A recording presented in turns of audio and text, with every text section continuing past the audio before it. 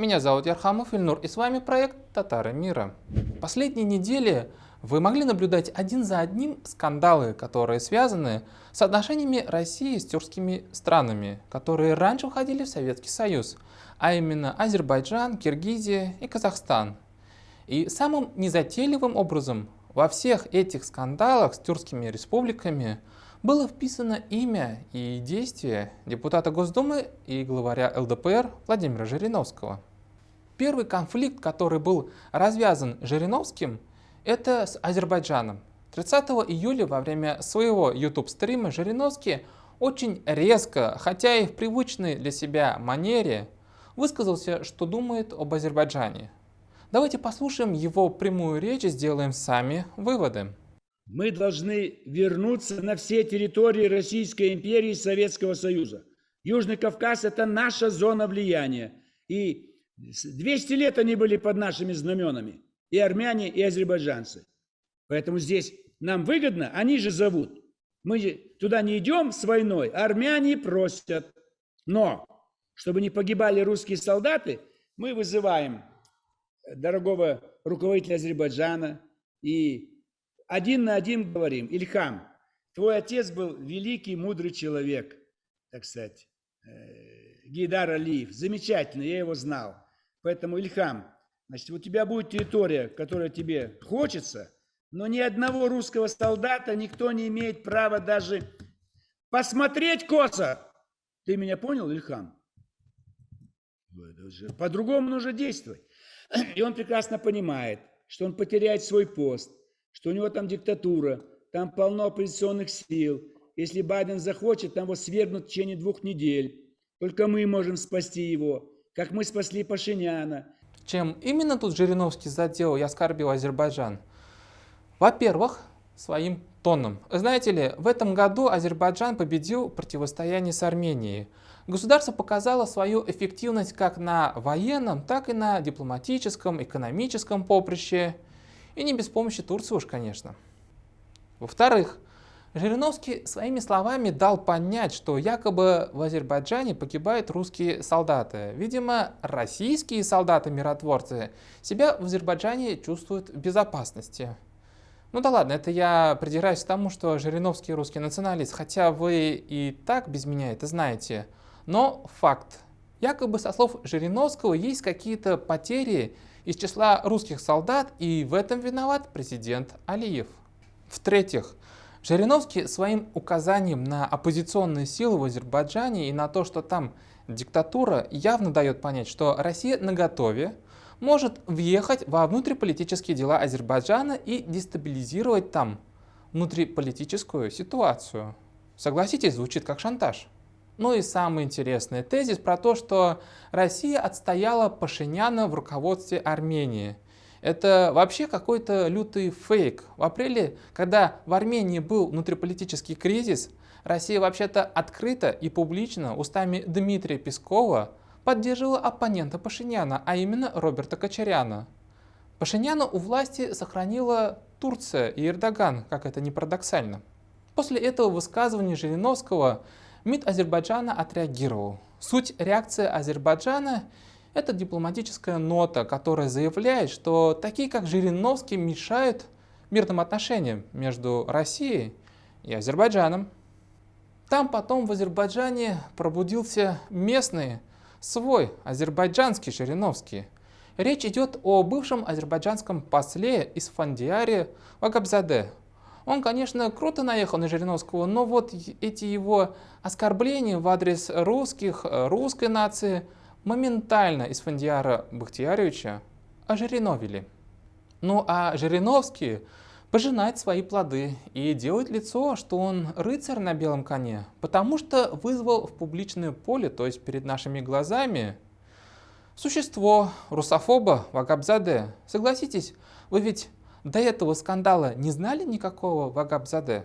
Перед выборами вашими, что ли, решили испортить вам выборную кампанию или что? Нет, нет, они этим только усиливают кампанию, потому что все отклики в соцсетях за меня и, так сказать, таким образом это как бы поддерживают наоборот. Это да, нужно это бешеные деньги заплатить, чтобы вот такой получить допинг в пользу как раз. Бывший посол Азербайджана особым авторитетом у себя на родине не пользуется. Такой же отморозок, что и его российский оппонент. Он сын азербайджанского поэта Бахтияра Вагабзаде. Благодаря связям отца с КГБ в 70-е годы устроился работать переводчиком в Иране. Потом работал переводчиком в Минобороны СССР, был связан с ГРУ, работал инструктором идеологического отдела Бакинского горкома партии. А потом развал Советского Союза, и Вагабзаде очень технично на лету переобувается из коммунистов в азербайджанцев. Поработал послом в нескольких странах и был отправлен на пенсию. Можете почитать интересную статью об азербайджанском Жириновском. Но вернемся к нашему Жириновскому.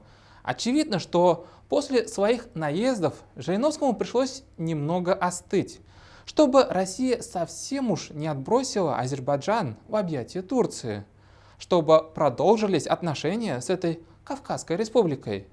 Давайте послушаем, в каких именно вещах Жириновский откатил назад. Вот его комментарий изданию «Газета ТВ» 13 августа.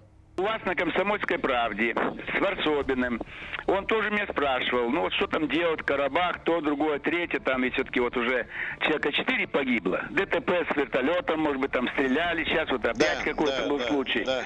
Я говорю, надо поговорить с ними в таком ключе, вот, допустим, Ильхам Алиев сказать, Ильхам, вот смотри, у вас территория какая-то есть, это вы считаете, мы в это не вмешиваемся, но мы очень, так сказать, настаиваем, чтобы не было никаких выпадов против армии, чтобы военнослужащие были в полном, так сказать, спокойствии, что даже косо никто бы не смотрел на наших солдат. Нас позвали туда, мы там с доброй волей.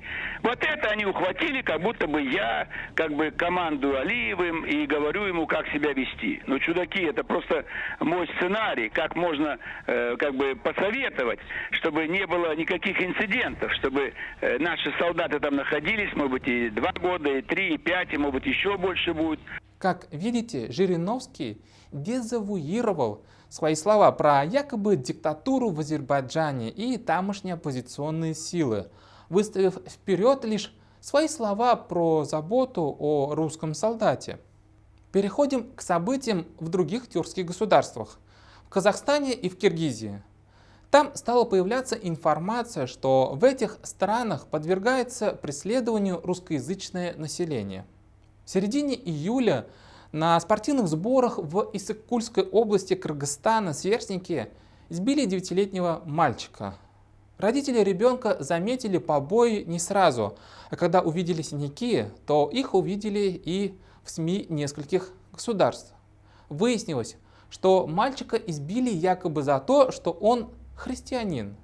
На этой версии особенно настаивал кыргызский приход РПЦ. И за то, что он был единственным русским в лагере. Сами родители сначала активно поддерживали эту версию, но после поднявшегося шума в российской и в русскоязычной кыргызской прессе их позвали в администрацию президента республики, и межнациональный мотив в инциденте мгновенно стал опровергаться всеми сторонами. Мальчика в итоге позвал к себе в гости патриарх Кирилл, назвал его защитником веры, а семье была обещана всяческая помощь, если они захотят переехать в Россию. В начале августа в торговом центре в Бишкеке посетитель, разъяренный тем, что продавщица ответила ему на русском языке, бросил в нее калькулятор. Калькуляторы в людей бросать нельзя, в любом случае. Это мы осуждаем. Как и коллективное избиение детей, детьми мы тоже осуждаем. Русская девушка никаких заявлений писать на своего обидчика не стала. За нее это сделал Вячеслав Володин, председатель Госдумы России. принято решение подготовить обращение на имя председателя Жогорко Кенеша Киргизии, взять на личный контроль ситуацию с нападением на девушку-продавца из-за того, что она говорила с покупателем на русском языке. Это не первый случай, недопустимый, учитывая, что русский язык в Киргизии носит статус официального, и это положение закреплено в Конституции страны. Ну а тут Жириновский растекся своим же поднадоевшим шовинизмом и популизмом, заявив, что вообще из-за этих единичных случаев нужно прекратить экономические отношения с Киргизией. Жириновский призвал отозвать посла России из Киргизии. А еще он предложил в отместку забрать из Киргизии озеро Иссык-Куль. Ой, простите, он, оказывается, это просил сделать еще в далеком 2013 году, но осадочек от такого заявления у киргизов остался. Ладно, популизм популизмом, но как отреагировала официальная Киргизия на два этих случая, когда избили мальчика и швырнули калькулятор продавщицу за ее русскую речь? Родители обратились за помощью к премьер-министру Киргизии Улугбеку Марипову. Премьер получил государственным органам дать правовую оценку не только действиям лиц, допустившим насилие в отношении ребенка, но и действиям или бездействиям должностных лиц Минкультуры и Минобразования. По словам адвоката, госорганы, в том числе МВД, отреагировали оперативно. В ходе следствия были допрошены тренер и родители других детей, участвовавших в избиении мальчика. Национальная федерация дзюдо Киргизской республики взяла на себя ответственность за действия тренера. Ну а кинувшего продавщицу калькулятор мужчину задержали. Против мужчины было возбуждено дело о хулиганстве. Изначально оно расследовалось по статье о мелком хулиганстве, но позже его переквалифицировали. Мужчина был помещен в СИЗО на 48 часов. Дальнейшую меру пресечения ему выберет суд. А со стороны России этому гражданину и вовсе был запрещен въезд в Россию. Теперь про Казахстан. Итак, в Казахстане нашлись радикальные родители за казахский язык, которые устраивают языковые патрули в магазины и требуют от продавщиц, вне зависимости от того, казахи это или русские, чтобы те их обслуживали только на казахском языке. В российских СМИ и телеграм-каналах начало распространяться видео, на котором русская женщина из города Актау просит прощения у казахов за то, что, будучи в нервном состоянии, якобы нагрубила представителям титульной нации в торговом центре.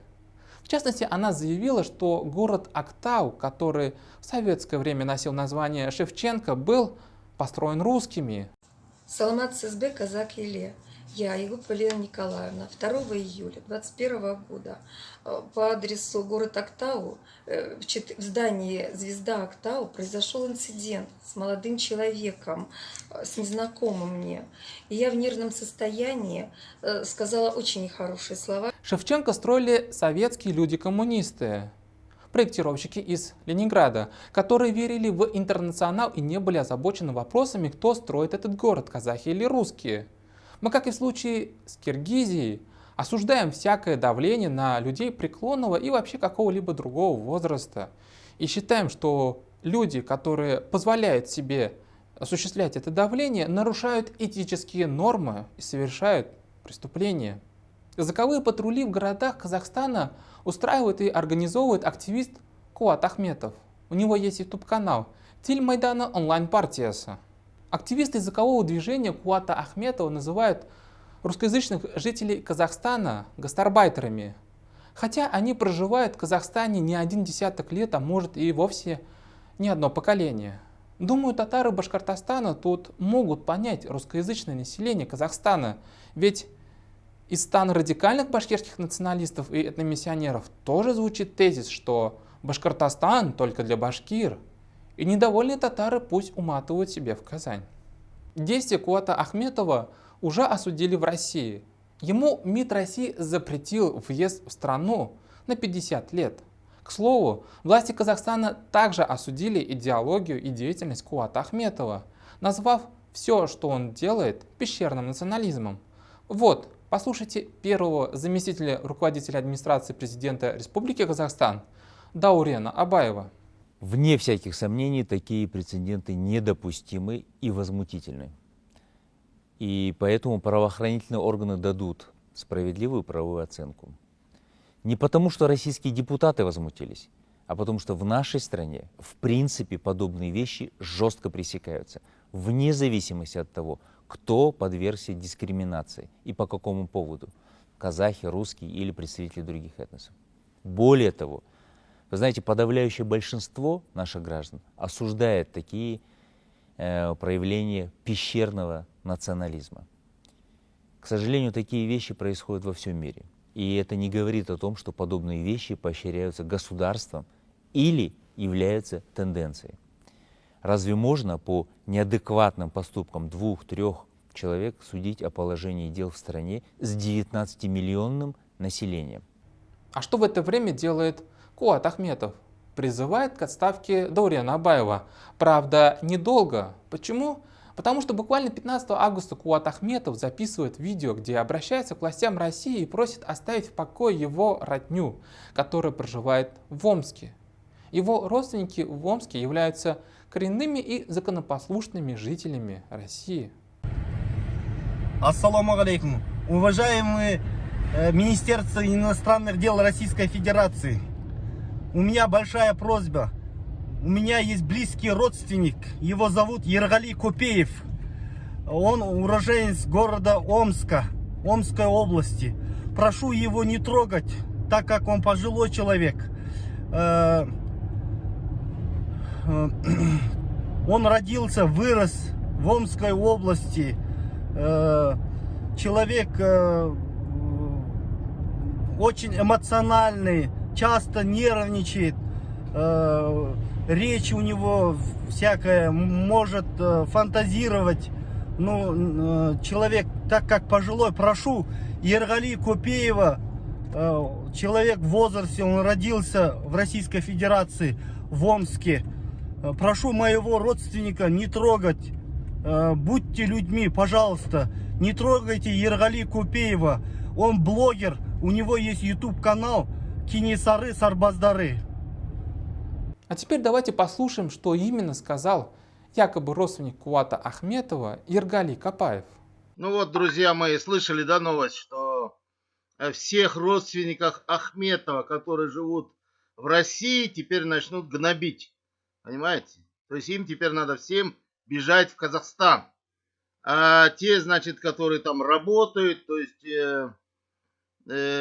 есть Ахметов подставил всех своих родственников, все клан. То есть это двоюродные, троюродные, там дядьки, там нағашы жұрт, там кудаларын. Короче, Куат Ахметов, все твои родственники, которые теперь живут в России, теперь из-за тебя одного будут страдать. Их всех будут гнобить. То есть выкидывать будут с работы, будут по-всякому, в общем, над ними издеваться. Заводить, значит, будут на них, наверное, всякие дела на ровном месте, понимаешь? То есть Куат Ахметов тем самым подставил всех своих родственников. Мы, конечно, обратили внимание, что в комментариях под видео Куата Ахметова некоторые комментаторы написали, что между ним и этим Ергали Капаевым уже давно идут терки на ютубе, и они по-всякому друг друга оскорбляют. И что вот это видео, записанное Ахметовым, это на самом деле такой сарказм с его стороны. Видимо, комментаторы до нас хотят донести, что родственников Ахметова в России нету. А как же родственники других казахов из Казахстана, которые сегодня проживают уже в России? А как же более 1 миллиона казахов, которые являются коренным народом в России и живут на землях, где издревле жили их предки? Это я говорил об Омской, Томской, Оренбургской, Саратовской, Самарской, Астраханской и так далее областях. А как насчет тезиса, что казахи из Казахстана зарабатывают деньги в России? Этот тезис вообще имеет право на жизнь? Ведь у нас устоялось представление, что в России зарабатывают деньги только киргизы, азербайджанцы, таджики и другие трудовые мигранты. А давайте послушаем казахов из творческой группы Ирины Кайратовны, в гости к которым в свое время ездил Юрий Дудь, что они говорят о том, где и как у них получается зарабатывать деньги, и намекают, где бы им хотелось больше зарабатывать деньги. Откуда вы прилетели вчера? Расскажите, пожалуйста. Мы с Астаны. Что там Прилетели делали? с Астаны. У нас частное мероприятие было, выступали. Ну, как видишь, концертный состав, вот мы троем выступали. Так, и что за корпорат? Там движ Париж, брат. Ну, там, знаешь. Там день рождения, 16 лет. Девушки маленькая. Чувствую какую-то неловкость. Нет? Ну как? Мы поехали, осчастливили Не, ну, с человека на день населением, рождения. братан, 18 миллионов человек в стране. Нужно находить выступления, концерты как бы. Так что, если бы у нас народ был бы, условно говоря, как в России 150 миллионов, наверное, мы бы не выступали на частных мероприятиях. Мы бы прям нацеленно выступали на больших концертах, условно, да, и этим старались бы ограничивать себя. Чтобы стать известными в Казахстане, надо выстрелить за пределами Казахстана. А Ирина Кайратовна сделали это вообще никаким образом не касаясь за границы. Нет, на самом деле сильно отличается восприятие нас от Джакалиба, Скриптонита, Димаша Кудайберген, потому что их все-таки больше признают на арене СНГ, как минимум. Это в связи с тем, что казахов очень мало. Как видите, рынок креативной индустрии, информационное пространство для казахов в Казахстане узкое. Русскоязычный мир — это пространство, где сегодня казахи в том числе могут зарабатывать деньги. Радикальные проявления, активность и действия языковых активистов в Казахстане на самом деле очень сильно могут ударить, скажем, по положению татар и татарского языка в России. Положение нашего татарского языка и так нельзя назвать завидным.